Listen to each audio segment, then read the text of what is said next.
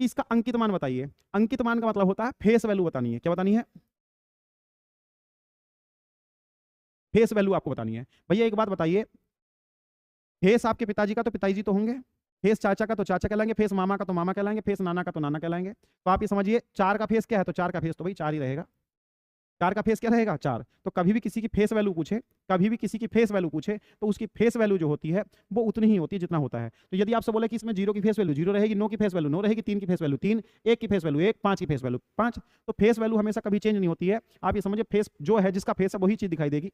ऐसा नहीं आया? अरे जिसका फेस है वही तो चीज दिखाई देगी। तो आप ये समझिए 4 की फेस वैल्यू पूछा तो 4 हो जाएगी। हाँ, इसमें अगर आपको अगर इसका प्लेस वैल्यू पूछता, स्थानीय मान पूछता, तो स्थानीय मान में कैसे करते हैं वो मैं आपको अलग से बता देता हूं। तो ध्यान दीजिए, ये है आपका 1 4 और ये है 5.390। तो फेस वैल्यू तो सबकी वही रहेगी भाई आपकी, लेकिन अगर बोल देता इसकी प्लेस वैल्यू बताइए, यानी स्थानीय मान बताइए, तो स्थानीय मान पूछता तो मैं आपको देता हूं। देखिए 0 का तो कोई मतलब नहीं, 0 का तो 0 ही रहेगा। 0 का अगर स्थानीय मान पूछेगा, मैं सबके स्थानीय मान बता देता हूं। स्थानीय मान इसका तो 0 रहेगा। अगर इसका स्थानीय मान पूछेगा तो देखिए कभी भी किसी के मान निकालते तो हमेशा ये समझ लो स्टार्टिंग पॉइंट होता है, ये पॉइंट स्टार्टिंग पॉइंट ना आपका ये यहां से स्टार्ट करते हैं सबको। तो ध्यान दीजिए क्या बनेगा इसका, ये बनेगा पॉइंट, इसका आगे ये अंक है आपका, तो इसके लिए 0 मान लीजिए, और ये है आपका 9। तो ये इसका क्या बनेगा? स्थानीय मान। स्थानीय मान।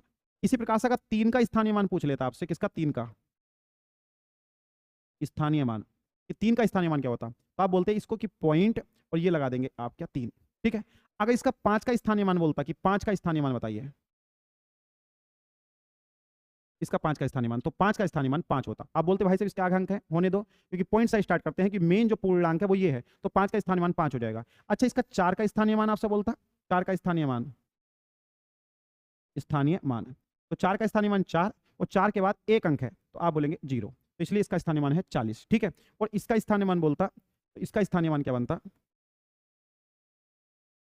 इसका स्थानीय मान, तो ये है 1, और 1 के आगे आपके 2 जीरो हैं, 2 अंक है तो 2 जीरो, तो इसका स्थानीय मान क्या है? 100। तो कोई भी चीज हम कैलकुलेट करते हैं तो आपका पॉइंट से करते हैं, तो आप बोलेंगे इकाई दहाई सैकड़ा, तो सैकड़े पे यहां से नहीं करेंगे इकाई दहाई कभी भी। क्यों? ये पॉइंट से राइट की चीज है, ये पॉइंट से लेफ्ट की चीज है, तो हमेशा कोई भी चीज गिनी जाती है तो पॉइंट से गिनी जाती है, ध्यान रखेंगे इस बात का। ठीक है भैया। तो ये स्थानीय मान पूछेगा तो स्थानीय मान इनके ये आएंगे।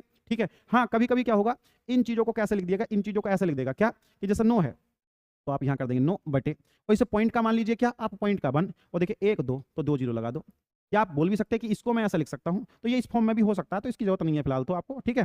तो ये बन चुका है आपका स्थानीय मान। यदि इसका स्थानीय मान पूछ लेता तो स्थानीय मान में ऐसे हो जाता। तो मैंने ये सबके स्थानीय मान भैया आपको बता दिए हैं, ये सबके स्थानीय मान जो है मैंने आपको समझा दिए अलग से। ठीक है। फिलहाल जो है इसमें अंकित मान पूछा था, नहीं फेस वैल्यू पूछी, तो फेस वैल्यू यही होगी, और स्थानीय मान का मतलब होता है प्लेस वैल्यू। स्थानीय मान का मतलब क्या होता है? प्लेस वैल्यू होती है, यानी PLACE, पैलेस वैल्यू। ये पैलेस वैल्यू है और वो फेस वैल्यू है। ठीक है। इसके बाद देखिए एक क्वेश्चन और है हमारा, ये लास्ट क्वेश्चन है, तो इसको देख लीजिए, बहुत सिंपल सा क्वेश्चन है।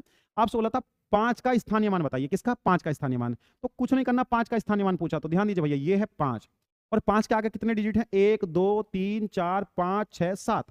तो 1 2 3 4 5 6 7, समझ में आया? देखो 5 के बाद 1 2 3 4 5 6 7, और मैं इसको क्या लिख सकता हूं?